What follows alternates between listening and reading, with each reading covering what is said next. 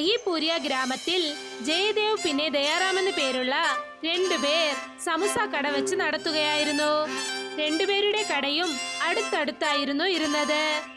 പക്ഷേ ദയാറാമിന്റെ കടയിൽ എപ്പോഴും കസ്റ്റമേഴ്സ് വന്നുകൊണ്ടേയിരുന്നു. എടോ ദയരാമേ, നിന്റെ സമോസ അത്ഭുതമായിട്ടുണ്ട്. ഒരേ സമയത്ത് 5-6 കഴിക്കണം പോലെ ഉണ്ട്. നിങ്ങൾ മേടിച്ചോളൂ രാമൻ ചേട്ടാ. ആരാ നിങ്ങൾ വേണ്ടെന്ന് പറഞ്ഞ്? നിന്റെ സമോസ കഴിച്ച വയറ് നിറയുണ്ട്, പക്ഷെ മനസ്സൊന്നും നിറയുന്നില്ലല്ലോ. പക്ഷേ ജയറാമിന്റെ കടയിലേക്ക് 1-2 ആളുകളെ വന്നുള്ളൂ. അതുകൊണ്ട് ജയദേവിന് ദയാറാമിനോട് വളരെ വലിയ അസൂയ തോന്നി. എന്തുകൊണ്ട് എല്ലാവർക്കും ദയറാമിന്റെ സമോസേനെ ഇഷ്ടപ്പെട്ടോ? എന്റെ സമോസ ഒന്നും അത്ര മോശമൊന്നും അല്ല. എന്നാലും എന്റെ കടയ്ക്ക് എന്താ ആരും വരാത്തെന്ന് അറിയുന്നില്ലല്ലോ. ദയാറാമിന്റെ വീട്ടിൽ അദ്ദേഹത്തിന്റെ ഭാര്യ, അദ്ദേഹത്തിന്റെ മകൾക്കും ദയാറാമിന്റെ സമൂസ വലിയ ഇഷ്ടമാണ്. വാവു അച്ഛാ, നിങ്ങളുടെ കയ്യിൽ വലിയ മാജിക് ഉണ്ട്. അച്ഛാ, എനിക്കും ഇതുപോലെ സമൂസ ചെയ്യാൻ പഠിപ്പിച്ചു തരുമോ? തീർച്ചയായിട്ടും മോളെ, ഞാൻ തന്നെ നിനക്ക് പറഞ്ഞു തരാം. അതിനാദ്യം നീ എക്സാമില് ഫസ്റ്റ് വരണം. അതെ അച്ഛാ, ഞാൻ നന്നായി പഠിച്ച് ഫസ്റ്റായി വരും. നിന്റെ അച്ഛൻ സന്തോഷത്തോടെയും രുചിയായിട്ടും സമോസ ചെയ്യും. നമ്മൾ സ്നേഹത്തോടെയും ശുദ്ധമായും ചെയ്യുന്ന സമൂസ വളരെ നന്നായിരിക്കും. ദിവസങ്ങൾ പോകുന്തോറും ജയദേവിന്റെ ദേഷ്യവും അസൂയയും കൂടി വന്നു. ഒരു ദിവസം തന്റെ വീട്ടിലിരുന്നു കൊണ്ട് ജയദേവ് എന്ത് ചിന്തിച്ചെന്നാൽ, ഈ ദയരാമിന്റെ സമോസ എങ്ങനെയാ ഇത്ര രുചിയായിട്ട് ഇരിക്കുന്നത്?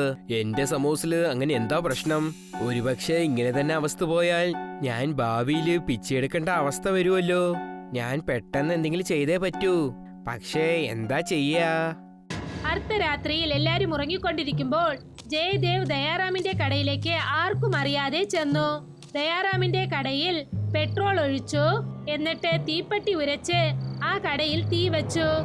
ദയാറാമിന്റെ കട കത്തിച്ചാമ്പലായി. രാവിലെ ജനങ്ങൾ ദയാറാമിന്റെ കട കത്തിയിരിക്കുന്നത് കണ്ടിട്ട് എന്തു പറഞ്ഞെന്നാൽ, ഷെടാ, ദയരാം ഇങ്ങനെ നശിഞ്ഞു പോയല്ലോ. ഇവിടെ നോക്കുന്നേ, നമ്മുടെ ദയരാമിന്റെ കട കരിഞ്ഞ് നാശമായി പോയി. ഇപ്പൊ എന്താ ചെയ്യാ? ദയാറാമും ഭാര്യയും അവരുടെ കടയിലേക്ക് വന്നപ്പോൾ അദ്ദേഹത്തിന്റെ ഭാര്യ കരയാൻ തുടങ്ങി. അയ്യോ, നമ്മൾ ആർക്ക് എന്ത് പാവമാണ് ചെയ്തത് ചേട്ടാ? നമ്മുടെ കട ഇങ്ങനെ കത്തിപ്പോയല്ലോ. പാവം നിങ്ങൾ. ഇനി നിങ്ങൾ എന്ത് ചെയ്യാൻ പോകുന്നു? ഇനി നമ്മൾ എങ്ങനെ ജീവിക്കും? ദയാറാം തന്റെ ഭാര്യയെ ആശ്വസിപ്പിച്ച് എന്തു പറഞ്ഞെന്നാൽ, നീ വിഷമിക്കണ്ട. നമ്മൾ നേരത്തെ എങ്ങനെ കടയുണ്ടാക്കിയോ അതുപോലെ തന്നെ ഇപ്പോഴും ഉണ്ടാക്കാം. ഞാൻ കഠിന അധ്വാനമാണ് ചെയ്യുന്നത്. ദയാറാമിന് അപ്പോഴും നല്ല വിശ്വാസമുണ്ടായിരുന്നു. അദ്ദേഹം ആരെയും സംശയിച്ചില്ല. ആ കട കത്തിയതുകൊണ്ട് ദയാറാമിന് വലിയ തോതിൽ നഷ്ടമുണ്ടായി. ദയാറാം തന്റെ വീട്ടിലിരുന്നു. അദ്ദേഹത്തിന്റെ മകൾ രേണു കരഞ്ഞുകൊണ്ട് വന്നു. അച്ഛാ, എന്നെ സ്കൂളിൽ നിന്നും പറഞ്ഞയച്ചു. എന്താ മോളെ, എന്തു പറ്റി? കഴിഞ്ഞ മാസം ഫീസ് കെട്ടിയില്ല അച്ഛാ. ടീച്ചർ ഇനി സ്കൂളിലേക്ക് വരണ്ട എന്ന് പറഞ്ഞു. അച്ഛാ, ഞാൻ എങ്ങനെ സ്കൂളിലേക്ക് പോകാനാണ്? സ്കൂളിലേക്ക് പോയില്ലെങ്കിൽ എങ്ങനെ ഫസ്റ്റ് വരാനാകും? ഞാൻ ഫസ്റ്റ് വന്നില്ലെങ്കിൽ നിങ്ങൾ എനിക്ക് സമൂസ ചെയ്യാൻ പഠിപ്പിച്ചു തരില്ലല്ലോ. എല്ലാം ശരിയാവും മോളെ. ഞാൻ എത്രയും പെട്ടെന്ന് ഫീസ് കെട്ടിയേക്കാം. പിന്നെ സ്കൂളിലേക്ക് പോകണം, ഫസ്റ്റ് വരണം. അതിനുശേഷം സമോസ എങ്ങനെയാ ചെയ്യണമെന്ന് ഞാൻ നിനക്ക് പഠിപ്പിക്കാം. എല്ലാം ശരിയാവും, നീ വിഷമിക്കാതെ ഇരിക്കേ. ജയറാം എല്ലാം ശരിയാക്കാനുള്ള ശ്രമത്തിൽ ഇറങ്ങി. അദ്ദേഹത്തിന്റെ കട കത്തിപ്പോയി. എന്നാലും അദ്ദേഹം വളരെ വിശ്വാസത്തോടെ കൂടയിൽ വെച്ച് സമൂസ വിൽക്കാൻ തുടങ്ങി. ദയാറാം തെരുവുകൾ തോറും പോയി സമൂസ വിൽക്കാൻ തുടങ്ങി. സമോസ മേടിക്കൂ, നല്ല രുചിയായ ചൂടായ സമോസ മേടിക്കൂ. ദയറാമേട്ടാ, വേഗം ചൂടായ സമോസ തരുന്നേ. മേടിച്ചോളൂ ചേട്ടാ. ദയറാം, നിങ്ങളുടെ കട കത്തിയല്ലോ. എന്നാലും നിങ്ങൾ ധൈര്യത്തോടെ നിങ്ങൾ പിന്നെയും സമോസ വെക്കാൻ വന്നല്ലോ അല്ലേ? വളരെ നല്ല കാര്യം. നിങ്ങളുടെ ധൈര്യത്തിന് തീർച്ചയായിട്ടും അഭിനന്ദിക്കണം. അതെ, എങ്ങനെ പോയാലും ജീവിതം നമുക്ക് തുടർന്നാലേ പറ്റൂ. ദയാറാം സമൂസ വിറ്റുകൊണ്ടിരുന്നു. പക്ഷെ ജയദേവിന്റെ കടയിലേക്ക് ഒരു കസ്റ്റമറും വരാറില്ലായിരുന്നു. ഇപ്പോഴും അദ്ദേഹത്തിന് അതേ അവസ്ഥയാണ്. വളരെ വേദനയോടെ ജയദേവ് തന്റെ ഭാര്യയോട് പറഞ്ഞു, ഞാനായി ജയറാമിന്റെ കട കത്തിച്ചു. എന്നാലും അവനിപ്പോ നടന്നുകൊണ്ടാണ് സമോസ വിൽക്കുന്നത്. ഇനി അദ്ദേഹത്തെ എന്തു ചെയ്യും? അദ്ദേഹം തെരുവുകളിൽ നടന്നല്ലേ വിൽക്കുന്നത്. പക്ഷെ എന്റെ കട നന്നായിട്ട് പോവാൻ ഞാൻ എന്താ ചെയ്യേണ്ടത്? ഇനി നമ്മൾ എന്തെങ്കിലും ചെയ്തേ പറ്റൂ. ഇല്ലെങ്കിൽ അദ്ദേഹം തെരുവുകളിൽ ചെന്ന് സമൂസ വിറ്റ് നമ്മളെക്കാളും വലിയവനാകും. ആ, നീ ശരിയാണ് പറഞ്ഞത്. ഇതിനു മുമ്പ് ദയറാമിന്റെ സമോസ എങ്ങനെ വിട്ടുപോയോ അതുപോലെ തന്നെയാണ് ഇപ്പോഴും വിൽക്കുന്നത്. ജയദേവും അദ്ദേഹത്തിന്റെ ഭാര്യയും ജയറാമിന്റെ ജോലി കണ്ട് അസൂയപ്പെട്ടു. പക്ഷേ ദയാറാം അധ്വാനിച്ചുകൊണ്ടേയിരുന്നു. ഒരു ദിവസം പോകുന്ന വഴിയിൽ മരത്തിനടിയിൽ ഇരുന്നു കൊണ്ടിരുന്ന ഒരു മുത്തശ്ശിയെ അദ്ദേഹം കണ്ടു. സമോസ മേടിക്കൂ, സമോസ മേടിക്കൂ, നല്ല ചൂടായ സമോസ മേടിക്കുന്നേ. മോനെ ഒന്ന് നിന്നേ. അത് ശരി, നിന്റെ കയ്യിൽ എന്താണുള്ളത്?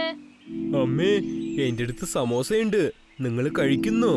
അതെ മോനെ, എനിക്ക് നന്നായി വിശക്കുന്നു. പക്ഷേ നിനക്ക് നൽകാൻ എന്റെ കൈവശം കാശില്ല മോനെ. അതൊന്നും കുഴപ്പമില്ലമ്മേ, നിങ്ങൾ കഴിക്ക്, പൈസയൊന്നും വേണ്ട. ശരി മോനെ. ദയാറാം സമൂസ നൽകി. ആ മുത്തശ്ശി സന്തോഷത്തോടെ കഴിച്ചു. എന്നിട്ട് അവർ പറഞ്ഞു, വളരെ നന്നായിരിക്കുന്നു, നിന്റെ ഈ സമൂസ വളരെ രുചിയുള്ളതായിരിക്കുന്നു. അതേമ്മേ, ഗ്രാമത്തിൽ എല്ലാവരും ഇത് തന്നെയാണ് പറയുക.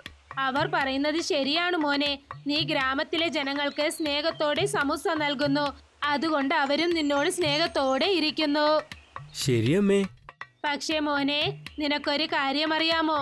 നാളെ നിന്റെ ഗ്രാമത്തിലെ ജനങ്ങൾക്ക് ഒരു വലിയ പ്രശ്നം വരാൻ പോവുകയാണ്. എന്താ പ്രശ്നം അമ്മേ? നിന്റെ ഗ്രാമത്തിന് വലിയൊരു ആപത്ത് വരാൻ പോവുകയാണ്. മൊത്ത ഗ്രാമവും ഇരുട്ടത്ത് മൂടാൻ പോകുന്നു.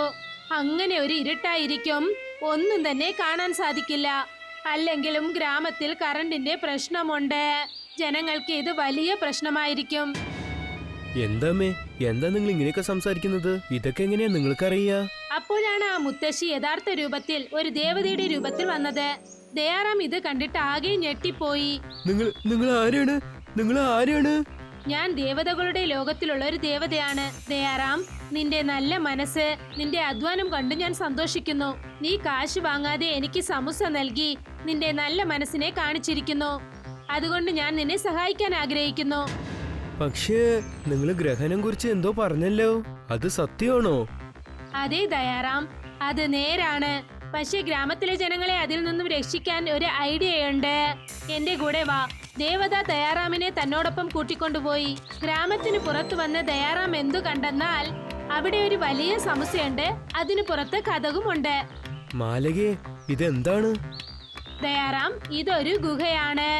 നിന്റെ നല്ല സമൂസ കഴിച്ചത് കൊണ്ടാണ് ഞാൻ ഇങ്ങനെ ചെയ്തത്. നീ ആ ഗ്രഹണത്തിന് മുൻപേ ഗ്രാമത്തിലെ ജനങ്ങളെ ഇവിടേക്ക് കൊണ്ടുവാ. ഇവിടെ ഗ്രാമത്തിലെ ജനങ്ങളൊക്കെ എത്തിക്കഴിഞ്ഞാൽ അവർക്ക് ഒരു പ്രശ്നവും ഉണ്ടാകില്ല. ചെന്ന് നിന്റെ ഗ്രാമത്തിലെ ജനങ്ങളെ രക്ഷിക്ക്. ശരി മാലകേ, ഞാൻ ഇന്ന് തന്നെ ജനങ്ങളെ ഇങ്ങോട്ട് വിളിച്ചു കൊണ്ടുവരാം. നിങ്ങൾക്ക് വളരെ വളരെ നന്ദിയുണ്ട്. ദയാറാം ദേവതയെ വണങ്ങി. എന്നിട്ട് ദേവത അവിടെ നിന്നും മാഞ്ഞു. ദയാറാം ഗ്രാമത്തിലെ ജനങ്ങളുടെ അടുത്തേക്ക് ചെന്നു നടന്ന കാര്യങ്ങൾ അവരോട് പറഞ്ഞു. അപ്പോൾ രാം എന്തു പറഞ്ഞെന്നാൽ, ദയറാം, നീ എന്താ ഇങ്ങനെയൊക്കെ പറയുന്നത്? നിന്റെ സമോസ ഞങ്ങൾക്ക് എല്ലാവരും ഇഷ്ടം തന്നെയാണ്. അത് കാരണം നിങ്ങളിൽ അഭിമാനമുണ്ട്. പക്ഷെ ഇപ്പൊ നീ പറയുന്ന കാര്യത്തിന് ഞങ്ങൾ എങ്ങനെയാ വിശ്വസിക്കുക? രാമചേട്ടാ, തീർച്ചയായിട്ടും ഗ്രഹണം വരാൻ പോവാണ്. അതുകൊണ്ട് മൊത്ത ഗ്രാമത്തിനും പ്രശ്നം ഉണ്ടാവാം. നിങ്ങൾക്ക് വിശ്വാസമുള്ളെങ്കിൽ നിങ്ങൾ എന്റെ കൂടെ വന്ന് നോക്കൂ. രാമയും ദയാറാമും നടന്ന് ആ ഗുഹയുടെ അടുത്തേക്ക് ചെന്നപ്പോൾ രാമ ആകെ ഞെട്ടിപ്പോയി. എന്റെ ദൈവമേ, ഇത്ര വലിയ സമോസയോ? ഇപ്പോഴെങ്കിലും നിങ്ങൾ വിശ്വസിക്കുന്നില്ല ചേട്ടാ. ഇന്ന് രാത്രി ഗ്രഹണം സംഭവിക്കാൻ പോവാണ്.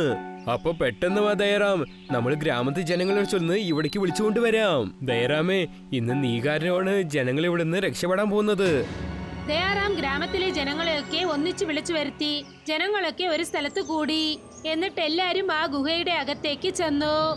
പക്ഷേ മറ്റൊരു വശത്ത് ജയദേവ് തന്റെ ഭാര്യയോട് എന്തു പറഞ്ഞെന്നാൽ, എടാ, ഒന്നുമില്ല, എനിക്കെല്ലാം അറിയാം. ഇതെല്ലാം ആ ദയറാമിന്റെ കാര്യമാണ്. അവന്റെ സമോസനെ ഫേമസ് ആക്കാൻ കാരണമാണ് ഇങ്ങനെയെല്ലാം ചെയ്യുന്നത്. അതെന്താണെന്ന് അറിയാമോ? അതെ, പരസ്യം. ഇതുകൊണ്ട് അദ്ദേഹത്തിന്റെ സമൂസയ്ക്ക് പരസ്യം കിട്ടുമെന്ന് കരുതുന്നു. നമ്മൾ എവിടേക്കും പോകണ്ട. എന്റെ ദൈവമേ, ഇപ്പൊ എന്താ ചെയ്യുന്നത് എനിക്ക് മനസ്സിലാവുന്നില്ല. ഞാൻ അവന്റെ കടയണ കത്തിക്കണത് പകരമായിട്ട് അവനെ തന്നെ കത്തിച്ചിരിക്കണം. അങ്ങനെ ചെയ്തിരുന്ന ഇതുപോലെ ഒരു അവസ്ഥ കണ്ടിട്ടുണ്ടാവില്ല. ജയദേവ് സംസാരിച്ചു കൊണ്ടിരുന്നു. പെട്ടെന്ന് ഗ്രാമത്തിൽ ഗ്രഹണം വന്നു. അത്ര ഇരുട്ടായി മാറി. അടുത്തുള്ള സാധനങ്ങൾ പോലും കാണാൻ സാധിച്ചില്ല. പക്ഷെ ആ ഗുഹയിലുള്ളവർ സുരക്ഷിതമായി ഇരുന്നു. അപ്പോൾ രാമ പറഞ്ഞു, ഇവിടെ നോക്ക് ദയറാമേ, നീ ഞങ്ങളെല്ലാം രക്ഷിച്ചിരിക്കുകയാണ്. നീ ചെയ്ത ഈ സഹായത്തിന് ഞങ്ങൾ ഒരിക്കലും മറക്കില്ല.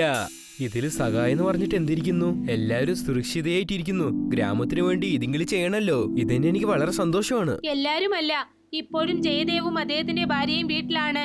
ഞാൻ അവരോട് പറഞ്ഞു നോക്കി, പക്ഷെ അവർ കേട്ടില്ല. നിങ്ങൾ ചെന്ന് അവരെ കൂട്ടിക്കൊണ്ടുവരൂ. ആ ശരി, ഞാൻ അവനെ വിളിച്ചുകൊണ്ടുവരാം. ദയാറാം കയ്യിൽ ടോർച്ചുമായി ജയദേവിന്റെ വീട്ടിലേക്ക് നടന്നു തന്നെ ചെന്നു. ആരാണത്? ഞാനാണ് ജയദേവ് ചേട്ടാ. ഞാൻ നിങ്ങൾക്ക് പറഞ്ഞതില്ലേ ഗ്രഹണം വരാൻ പോവാണെന്ന്. ഇപ്പോഴും സമയമുണ്ട്. എന്റെ കൂടെ നിങ്ങൾ വന്നേക്കൂ. ഞാൻ നിങ്ങളെ വിളിച്ചുകൊണ്ട് പോകാനാ വന്നത്. അതെ ദയറാം, ഞങ്ങളെ വിളിച്ചുകൊണ്ട് പോയിക്കോ. ജയദേവിനെയും അദ്ദേഹത്തിന്റെ ഭാര്യയും കൊണ്ട് ദയാറാം ഗുഹയിലേക്ക് വന്നു. അടുത്ത ദിവസം ഗ്രഹണം പോയതിനു ശേഷം അവസ്ഥ സാധാരണമായി മാറി. ജനങ്ങൾ ഗുഹയുടെ പുറത്തേക്ക് വന്നു. ജയദേവിന്റെ കണ്ണുകളിൽ കുറ്റബോധം കാണാൻ സാധിച്ചു. ദയറാം, എന്നെ ക്ഷമിച്ചേക്ക്. എന്തു പറ്റി ജയദേവ്? ദയറാം, ഞാനാണ് നിന്റെ സമോസ കടയ്ക്ക് തീ വെച്ചത്. നിന്റെ സമോസ എന്റെ സമോസനെക്കാട്ടിലും കൂടുതൽ വിൽക്കണത് കണ്ട് എനിക്ക് അസൂയ തോന്നിയിരുന്നു. അതുകൊണ്ടാണ് നിന്റെ കട ഞാൻ തീ വെച്ചത്. ഞാൻ എപ്പോഴും നിന്റെ കച്ചവടം കണ്ട് അസൂയപ്പെട്ടിട്ടുണ്ട്. എന്നെ ക്ഷമിച്ചേക്ക്. നീ ഗ്രാമജനങ്ങൾക്ക് വേണ്ടി ചെയ്ത കാര്യം അത് വലിയ കാര്യമാണ്. ഞാൻ വരാൻ പറ്റില്ല എന്ന് പറഞ്ഞു കഴിഞ്ഞിട്ടും നീ എനിക്ക് വേണ്ടി എന്റെ വീട്ടിക്ക് വന്നു. പക്ഷെ ഞാൻ നിന്റെ കട എന്നെ കത്തിച്ചിരിക്കുകയാണ്. ഞാൻ ചെയ്ത കാര്യം ഓർത്ത് എനിക്ക് നന്നായി വിഷമമുണ്ട്. എന്നെ ക്ഷമിച്ചേക്ക്. ജയദേവ്, നീ ചെയ്തത് വലിയ തെറ്റാണ്. പക്ഷെ നീ ചെയ്ത തെറ്റ് നീ മനസ്സിലാക്കി. അതുകൊണ്ട് ഞാൻ നിന്നെ ക്ഷമിക്കുന്നു. ജയദേവ്, ഒരാള് അസൂയം പിടിച്ചും ദേഷ്യപ്പെട്ടും ജോലി ചെയ്താലേ തീർച്ചയായിട്ടും അവർക്കാണ് അത് പ്രശ്നം. അതുകൊണ്ട് ഇനി സത്യത്തിന് മാത്രം ജോലി ചെയ്താൽ മതി. അപ്പൊ നീ തീർച്ചയായിട്ടും വിജയിക്കും. ഞാൻ മനസ്സിലാക്കി ദയറാമേ. ഇന്ന് തൊട്ട് ഞാൻ സത്യത്തോടെ എന്റെ ജോലിനെ ഞാൻ ചെയ്യും.